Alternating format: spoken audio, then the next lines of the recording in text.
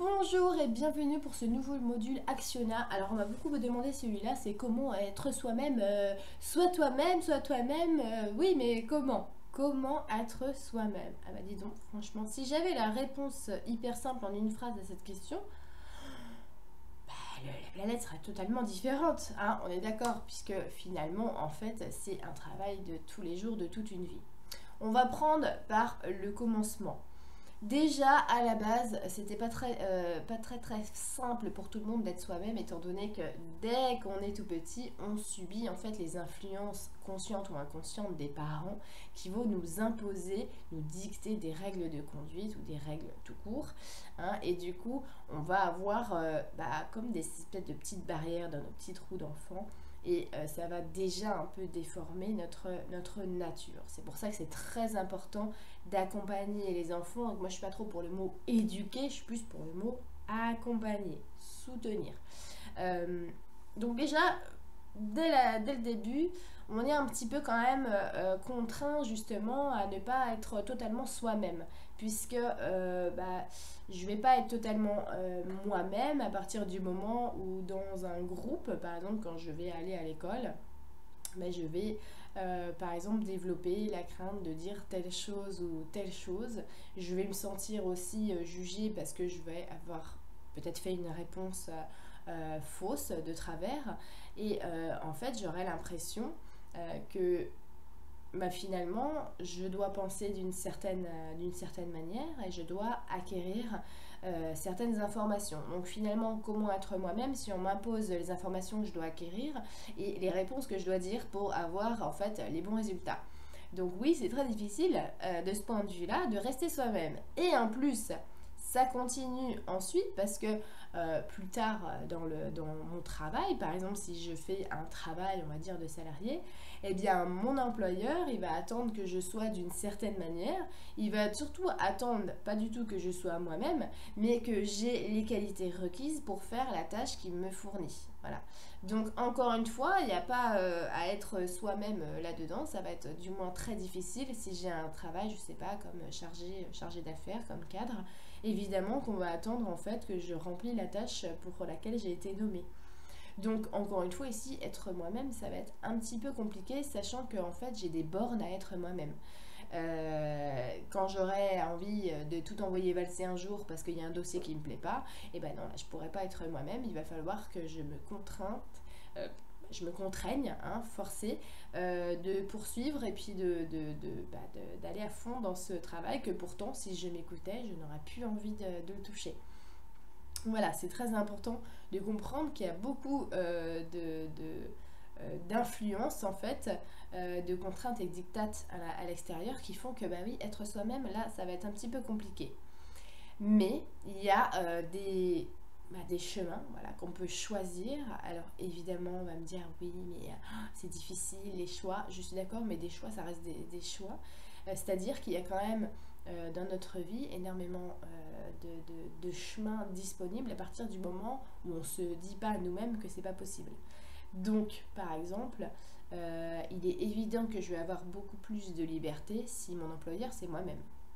Si dans mon travail, en fait, je suis libre d'écouter ma créativité, d'accord, et de la partager comme j'ai envie, hein, quand j'ai envie, de la manière dont moi je le sens complètement. Donc si je veux être totalement libre, évidemment, il va falloir que je travaille pour moi-même. Ok ? Donc c'est sûr qu'à ce moment-là, dans mon travail, je vais pouvoir être beaucoup plus moi-même. Et ça va toucher par exemple aux artistes, même si ça va être encore assez limité. Par exemple, des chanteurs célèbres, ils peuvent pas être totalement eux-mêmes, hein, quand ils sont complètement bankable et qu'ils font les interviews. Il faut faire attention à ce qu'ils disent. Donc encore une fois, ils peuvent pas être non plus eux-mêmes. Ok ? Faut surtout faire attention en fait dans quelles limites on s'instaure en fait, parce que ce qui nous contraint à changer nos impulsions et notre spontanéité, ça va être le cadre dans lequel on se situe. Donc pour être soi-même, pour vraiment réussir à cultiver le fait que j'ai envie de m'écouter vraiment quotidiennement, eh bien évidemment on va devoir aussi s'intéresser au cadre qu'on s'est mis tout autour de nous, que ça soit au travail ou dans la famille, dans la maison, ok, tout, tout en fait, toutes comment dire, ces groupes, ces cases en fait de notre fonctionnement, de notre société quoi. Ça va être ça qu'il va falloir regarder. Donc déjà, est-ce que je peux être moi-même au sein de mon propre foyer? Ça va être une question très importante. Est-ce que mon conjoint m'accepte dans ma totalité? Est-ce que moi, je l'accepte dans sa totalité? Peut-être aussi regarder si je ne suis pas en train de jouer un rôle ou de cacher des choses pour plus plaire, en fait. Hein, ou alors pour pas déranger.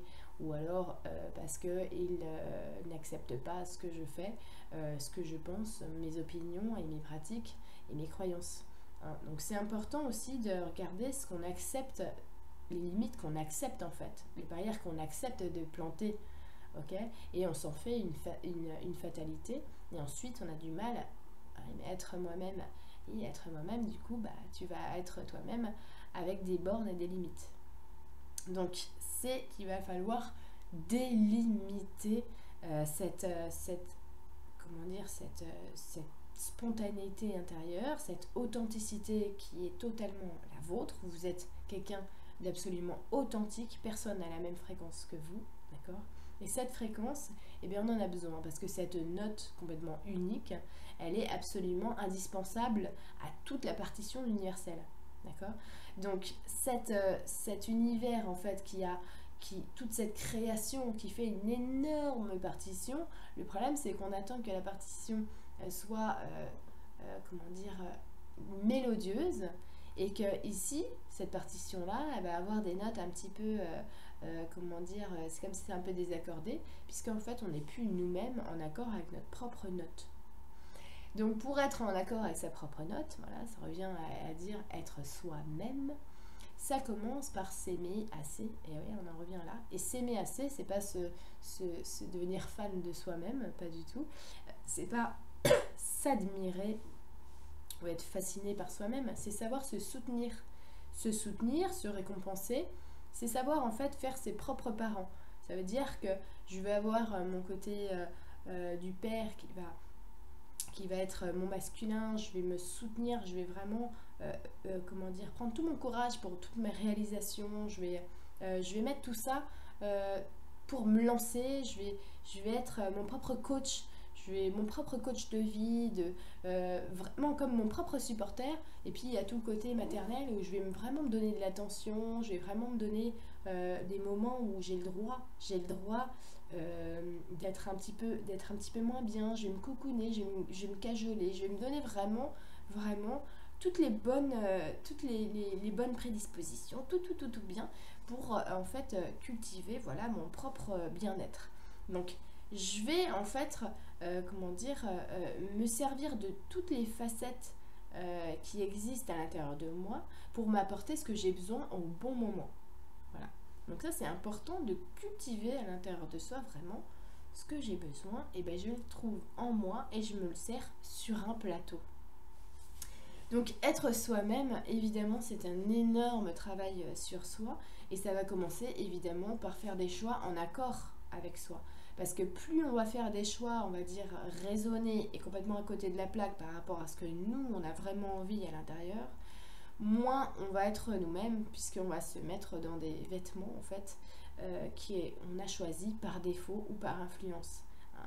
Par exemple, quand on a des parents qui forcent leurs enfants à faire un certain domaine d'études et que l'enfant n'a pas du tout envie de faire ça au fond de lui, mais comme il a envie de faire énormément plaisir à ses parents qui se sont sacrifiés pour qu'il fasse des études, il se sent totalement obligé et redevable, et du coup il va le faire. Le problème c'est qu'on a complètement dénaturé cet enfant, devenu adulte, et bien il ne sait pas trop qui il est lui-même, puisqu'on lui a demandé d'être quelqu'un par rapport à ce que ses parents voulaient. Hein. Donc si vous devenez quelqu'un par rapport à ce qu'on veut de vous, déjà ça va être difficile de pouvoir en effet savoir où vous voulez aller, puisque finalement on vous a pas trop posé la question encore. Ok, il y a beaucoup de gens qui me disent, mais, ouais, mais je ne vois pas dans quelle voie me diriger. Tu ne peux pas te voir dans quelle voie te diriger parce que simplement, on t'a jamais posé la question vraiment. Donc d'abord, avant d'essayer de voir dans quelle voie tu peux te diriger pour être toi-même, essaye d'abord simplement de t'écouter, d'être toi-même, d'être spontané, et puis simplement de poser tous tes rêves comme ça, de te dire tiens, qu'est-ce qui te fait rêver? Et vraiment, si tu avais le choix là, tout petit, de tout rêver à ce que tu pourrais faire, tu ferais quoi? Là, ce que je te dis, c'est que tu es en train de... Ce que je te dis de faire, c'est que je te dis d'écouter l'enfant à l'intérieur. Parce que lui, il écoute ses idées. Et il sait très bien écouter sa boussole intérieure. Et toi, tu as juste oublié parce que, au lieu d'écouter l'enfant, tu écoutes l'adulte responsable. Et cet adulte responsable qu'on a pris on a pris cette habitude de l'écouter, c'est parce que nos parents en adultes responsables nous ont mis vachement souvent, surtout les parents moldus, des peurs. Attention, il va falloir que tu fasses ça pour un bon salaire, pour un machin, pour un truc. Attention à ci, attention à ça, les papiers. Donc ils nous ont complètement adultifiés. Et finalement, c'est ce modèle d'adulte qu'on va reprendre nous dans la tête. Et puis il faut faire des choix nous-mêmes. On est complètement, on s'auto-lobotomise. Il faut qu'on fasse faut que je fasse un choix responsable, il faut que je sois raisonnable. Attention, il va peut-être m'arriver telle et telle chose. Voilà. Donc en fait, on oublie d'être nous-mêmes puisque finalement, on a appris à être l'adulte et plus nous-mêmes. Mais ce qui serait bien, c'est de faire complètement fusionner l'adulte avec nous-mêmes. Et ça, c'est pas du tout impossible. C'est même justement hyper important. Puisque l'adulte va profiter de toute son expérience et de son raisonnement et qui va se fusionner avec l'enfant à l'intérieur qui lui a 3000 idées à la seconde et qui a envie de faire plein de choses, et ça va devenir un adulte complètement épanoui qui écoute ses envies, qui y va à fond et qui essaye. Donc essayer, c'est déjà gagné. J'aime bien, il y a un proverbe, je crois que c'est Osho, qui dit que celui qui n'essaye pas ne se trompe qu'une fois. Alors moi j'adore ce proverbe-là. Donc voilà, être soi-même, ça va être vraiment de fusionner cet enfant à l'intérieur avec l'adulte. Mais en fait, un adulte, ça reste un enfant, hein, c'est un enfant qui a grandi, un enfant sage, un adulte sage. En fait, ce qu'on veut faire, c'est prendre toute cette sagesse à l'intérieur. Sage, pas dans le sens calme, qui fait pas de bruit. Non, sage dans le sens où le sage, eh bien, il va pas faire comme un savant. Le savant, lui, il va réfléchir à fond. Et puis, il va faire un calcul de statistiques, de probabilité, et arriver à un choix le plus raisonnable possible. Le sage, lui, il va virer absolument toutes ses pensées. Il va rentrer profondément à l'intérieur de sa propre vibration, à l'intérieur de lui, et il va sentir ce qu'il fait vibrer. Et c'est en fonction de ce que ça lui dit à l'intérieur qu'il va diriger sa pensée. C'est totalement l'inverse en fait d'un savant, puisque le savant va aller prendre une décision en fonction du mental, que le sage, lui, va rentrer à l'intérieur de lui, prendre la température de ce qu'il ressent et diriger sa pensée après, suivant ce que lui, il a sorti de sa propre émanation. Donc voilà, être soi-même, ça va être justement arriver à d'abord s'auto-consulter et après diriger sa pensée. Okay. Donc il y a aussi d'autres cas de figure quand par exemple des personnes m'ont dit, oui, il y a des gens qui me disent il faut que je sois moi-même, il faut que je sois moi-même. Là on va parler d'authenticité. Il faut vraiment être authentique, c'est-à-dire qu'il y a beaucoup de personnes qui se réveillent et elles ont envie de servir, je sais pas, dans les soins, faire des consultations, faire tout un tas de choses. Et puis il y a aussi dans tous les domaines, franchement, pas que dans ces domaines-là. Et puis on va leur dire, il faut vraiment que tu sois toi-même. Et là, la question qui va se poser, oui, mais je comprends pas. Et être soi-même, ça va aussi toucher à une question de légitimité. Ça veut dire que, par exemple, quelqu'un qui s'écoute, qui se retrouve, qui veut se mettre à son compte, va dire, mais il faut que je sois légitime. Donc quelqu'un, en fait, encore une fois, définisse qui je suis. Puisque je dois avoir tel diplôme qui dit qu'en effet, je suis praticienne de telle chose. Donc encore une fois, je dois avoir l'influence extérieure pour me dire, voilà, tu es ça, donc tu as le droit. Mais être soi-même, si moi-même je me sens à l'intérieur de moi, je sais que mon moi, vu qu'il a envie de faire ça, vu qu'il a envie d'être praticienne de cette chose-là, il le sait à l'intérieur. Je suis autodidacte, mon moi est autodidacte. Mon moi, il a soif d'apprendre, de découvrir, de pratiquer. Donc, mon moi, il sait très bien tout ça. Il sait très bien qui il est. Est-ce qu'il a besoin d'une influence extérieure pour que mon mental il définisse que, ah ok, tu es bien la praticienne maintenant parce que tu as le papier. Ok. Donc, être soi-même, c'est arriver à prendre conscience que j'ai pas besoin d'être définie à l'extérieur, j'ai pas besoin de calquer sur absolument tout ce qu'on attend de moi, mais moi j'ai besoin surtout de réaliser ce que moi-même j'attends de moi, de m'écouter sur ce que j'attends de moi et de pas me donner des contraintes et des obligations par rapport à ce qu'on voudrait que je sois. Ça, c'est toute une réflexion, être soi-même, et c'est quelque chose qu'on doit cultiver évidemment tous les jours, dans toutes les situations. Et honnêtement, on ne peut pas être soi-même sans changer tous les jours, puisque être soi-même profondément, le moi, c'est le moi d'absolument tout le monde, toute la création, c'est tout. Et dans le tout, il y a tout. D'accord ? Donc, être soi-même, ça va être en accord en fait avec la situation que je vis dans ce présent, avec ces personnes-là que j'interagis en ce moment-là. Ça va être ça, être moi-même. Ça veut dire que ce qui va sortir là dans cette situation au présent, il faut vraiment que ça vienne de l'intérieur de moi et pas de ma tête, de ce que je veux qu'on attende de moi.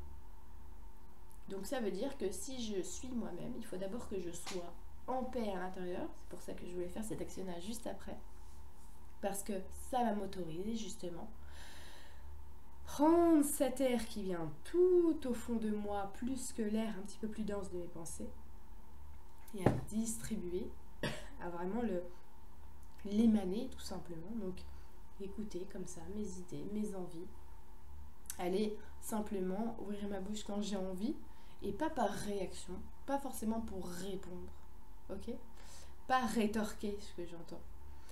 Voilà, être moi-même, ça veut dire que je suis vraiment en présence, complètement immergée dans la situation, mais qu'en même temps, je m'écoute toujours autant et que je n'ai pas besoin d'être autre chose que ce que je suis maintenant.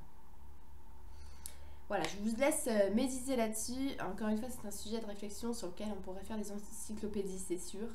Mais le chemin le plus court, c'est quand même de demander à soi-même, c'est sûr. Bye!